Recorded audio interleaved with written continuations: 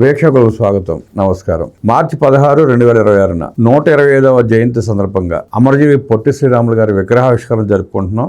మనం ఎందుకు జరుపుకుంటున్నాం అంటే తెలుగు ప్రజల కోసం, తెలుగు జాతి కోసం ప్రత్యేకంగా రాష్ట్రం ఉండాలని 58 రోజుల పాటు నిరాహార దీక్ష చేసి అసలు బాసిన పొట్టి శ్రీరాములు గారిని గౌరవించుకోవడం, వారి విగ్రహాన్ని అమరావతి రాజధానిలో ఏర్పాటు చేసుకోవడం ఆయన గౌరవించుకున్నట్టు అవుతుందన్న ఉద్దేశంతో రాష్ట్ర ప్రభుత్వం ఆయన విగ్రహ ఆవిష్కరణ కార్యక్రమం చేపట్టింది. ఆ విగ్రహ ఆవిష్కరణ కూడా రాజకీయం చేస్తూ కొంతమంది నీచులు, తుచ్చులు విగ్రహానికి ఇన్ని కోట్లు అవసరమా అంటూ లేకి మాటలు, లేకి వార్తలు ప్రసారం చేస్తూ ఎలా దిగజారిపోయి ప్రవర్తిస్తున్నారో చూస్తున్నాం. శ్రీ పొట్టి శ్రీరాములు గారి విగ్రహాన్ని ఎందుకు ఆవిష్కరించుకోవాల్సి వస్తూ ఉంది, అసలు ఆయన చరిత్ర ఏంటి, నేటి తరాలకు తెలియకపోయినా తెలియజేయాల్సిన అవసరం పెద్దల ద్వారా మనకు ఎంతో ఉంది. పొట్టి శ్రీరాములు గారు ఆత్మత్యాగం ఎందుకు చేశారు, ఎన్ని రోజులు నిరాహారదీక్ష చేశారు, ఏ టైంలో ఏ కాలంలో జరిగింది, ఆయన ఎందుకు నిరాహారదీక్ష చేయాల్సి వచ్చింది తెలుసుకునే ప్రయత్నం చేద్దాం. విశ్లేషించడానికి మనతో పాటు ఉన్నారు సీనియర్ జర్నలిస్ట్ దుర్గా కుమార్ గారు. వారిని అడిగి మరిన్ని విశేషాలు తెలుసుకుందాం. సార్ నమస్తే. నమస్తే బ్రహ్మ గారు. మన వీక్షకులు 125వ జయంతి సందర్భంగా శ్రీ అమరజీవి పొట్టి శ్రీరాములు గారు విగ్రహావిష్కరణ చేసుకుంటున్నాం. మార్చి 16 తారీఖున ముఖ్యమంత్రి గారు, ఉప ముఖ్యమంత్రి గారు విగ్రహావిష్కరణ చేయబోతా ఉన్నారు. దాని మీద కూడా విగ్రహానికి ఇన్ని కోట్లు అవసరం అంటూ కొంతమంది లేఖి మాటలు, లేఖి ట్వీట్లు, లేఖి ప్రచారాలు. వాళ్ళకి ఏమో సమాధానం చెప్తున్నారు. పొట్టి శ్రీరాములు గారి చరిత్ర ఏంటి? ఇప్పుడు ఈ ప్రతి దాన్ని విమర్శించడమే వృత్తిగా పెట్టుకున్న వాళ్ళకి ఎవడేం చెప్పలేడండి. వాళ్ళు ఒక్కటి ఆలోచించుకోవాలి. 150 కోట్లు పెట్టి ఆంధ్రప్రదేశ్ కోసం భాషా ప్రయుక్త రాష్ట్రం, మొదటి భాషా ప్రయుక్త రాష్ట్రం ఏర్పాటైంది పొట్టి శ్రీరాములు గారి త్యాగంతోనే.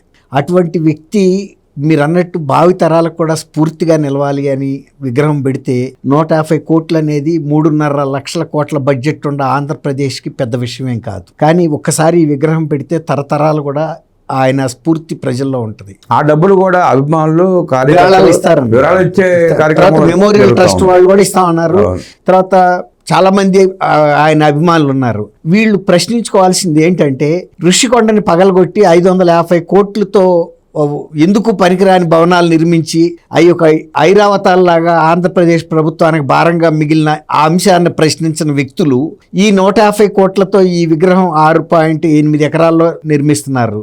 ఇది అక్కడ ఒక మ్యూజియం కడుతున్నారు, యాంఫీ థియేటర్ కడుతున్నారు, ఒక పరిశోధనా కేంద్రం కడుతున్నారు. ఇవన్నీ కూడా ఒక చారిత్రకంగా చిరకాలం నిలిచిపోయే ఘట్టాలు. ఆయన అసలు అంతకుముందు ఆంధ్రప్రదేశ్ అనేది ఉనికి లేదండి. ఇది మద్రాస్, కంపోజిట్ మద్రాస్ స్టేట్ అనేవాళ్ళు. సంయుక్త మద్రాస్ రాష్ట్రంలో అంతర్భాగంగా ఆంధ్రప్రదేశ్ ఉండేది. అసలు ఆంధ్రప్రదేశ్ అని తెలుగు వాళ్ళు అనే దానికి ఉత్తర భారతదేశంలో కూడా గుర్తింపు లేదు. మద్రాసీలు అంటే అందులో భాగంగా అనుకుంటారు తప్ప తెలుగు జాతి ఉందనేది ఎప్పుడు ఫస్ట్ బయటకు వచ్చిందంటే భాషా ప్రయుక్త రాష్ట్రాలు ఏర్పడినప్పుడు 1953 అక్టోబర్ 13వ తారీఖున ఏర్పాటు చేశారు. అది కాకుండా రామారావు గారు 1953 అక్టోబర్ 1న నెహ్రూ గారు మొట్టమొదటి భాషా ప్రయుక్త రాష్ట్రం, ఒక భాష మాట్లాడే వాళ్ళకి ఒక రాష్ట్రం. అంతకుముందు అనేక భాషలు మాట్లాడే వాళ్ళని రాష్ట్రాలుగా పెట్టి అందులో ఇమిడ్చేవాళ్ళు. అలా కాకుండా ఈయన మాకు మద్రాసుతో ఉండటం వలన మా ఉనికి గుర్తింపు లేదు, మా సంస్కృతికి విలువ లేదు, మా భాషకి విలువ లేదు, మా ప్రాంతాల అభివృద్ధి జరగటం లేదు, వాళ్ళ డామినేషన్ ఎక్కువైపోయింది. అప్పుడు చెన్నై రాజధానిగా ఉండేది ఆంధ్రప్రదేశ్కి. ఈయన బులుసు సామమూర్తి గారిని ఒక ఫ్రీడమ్ ఫైటర్ ఇంట్లోనే ఆ రోజున 1952 అక్టోబర్ 19న అమర నిరాదీక్ష. ఇది రాష్ట్రం గురించి అంతకుముందు చాలా సార్లు విజ్ఞప్తులు చేస్తూ వచ్చారు కేంద్ర ప్రభుత్వానికి, ఎవరు పట్టించుకోవట్లేదు. ఇది ఒక డిమాండా అన్నట్టుగా.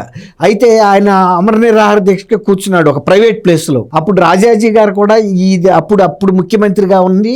ఈయన నిజమైన అమర నిరాహార దీక్ష చేస్తున్న విషయం కూడా నెహ్రూ గారికి తెలియని వల్ల ఏదో చేస్తున్నాడు, అదేం పెద్ద ఇష్యూ కాదు, ఆయన రాత్రిపూట ఏదో పాలు తీసుకుంటున్నాడు, పళ్ళు తీసుకుంటున్నాడు అన్నట్టుగా తప్పుడు రిపోర్ట్లు కూడా ఇచ్చారు.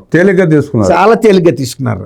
ఈయన చాలా సీరియస్ గా తీసుకున్నాడు. అసలు పచ్చి మంచినీళ్ళు ముట్టకుండా కూడా ఆయన 58 రోజులు నిరాహార దీక్ష చేసి ఆయన ఆరోగ్యం పూర్తిగా క్షీణించిపోయి అసలు ఏది ఎక్కడి నుంచి వస్తుందో బాడీలోంచి తెలియని ద్రవాలు ఎక్కడెక్కడ అట్లా బయటకు వచ్చేసి, అంటే మనుషుల దగ్గరికి వెళ్ళలేనంతటి అనారోగ్యం వచ్చేసింది ఆయనకి.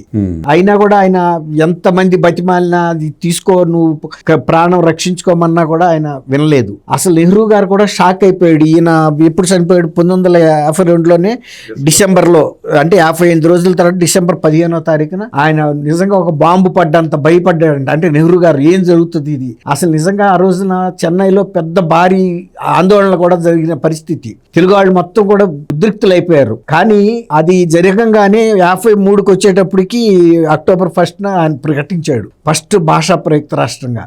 అలాంటి చరిత్ర సృష్టించిన వ్యక్తి.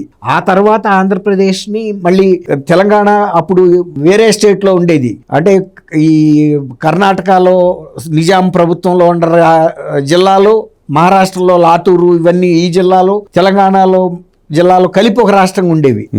అవి కాకుండా ఇప్పుడు తెలంగాణలో తెలుగు మాట్లాడే జిల్లాలన్నింటినీ కూడా తీసేసి మళ్ళీ వాటినేమో కన్నడకి పంపించేశారు. మహారాష్ట్ర అయినాయి, మహారాష్ట్ర అది అంతా కూడా నిజాం ప్రభుత్వం. అట్లా ఇది ఒక సంయుక్త ఆంధ్రప్రదేశ్గా ఏర్పడింది కాంపోజిట్గా అనమాట. ఆ తర్వాత దీనికి విభజన కోరారు, అది వేరే మాట. ఇక ఇది ప్రస్తుత చరిత్ర. అయితే ఈ పొట్టి శ్రీరాములు గారి విగ్రహం కోసం పెడుతున్న ఖర్చుని కూడా ఇదేదో ప్రభుత్వం వేస్ట్గా చేస్తుందనే వాళ్ళకి ఇక జ్ఞానం లేని కింద లెక్కండి.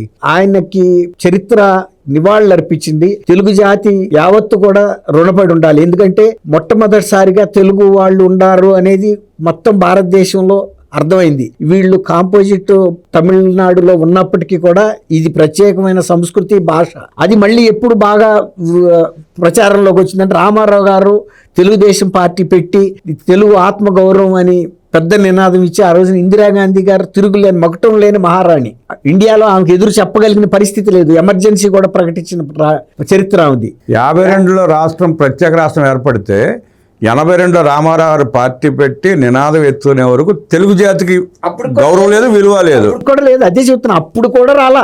రామారావు గారు పార్టీ పెట్టి నినాదం అందుకుని ఇందిరాగాంధీ గారిని కూడా ధిక్కరించి ఇక్కడ ఒక ప్రాంతీయ పార్టీ మొట్టమొదటిసారిగా కాంగ్రెసేతర ప్రభుత్వం ఏర్పడింది రామారావు గారితోనే. అసలు అంతకు ముందు ఏ పార్టీ కూడా ఇక్కడ బలంగా లేదు. అసలు అటువంటి గుర్తింపు తీసుకొచ్చిన మొదటి వ్యక్తిగా మనం అమరజీవి పొట్టి శ్రీరాములు గారు చెప్పుకోవాలి. ఆ తర్వాత రామారావు గారు. ఇప్పుడు ఆయన గురించి విగ్రహం పెడుతున్నప్పుడు దాన్ని విమర్శించడం అంటే, ఇది అమరావతిలో ఇక్కడ శాఖమూరు అనే విలేజ్ లో పెడుతున్నారండి.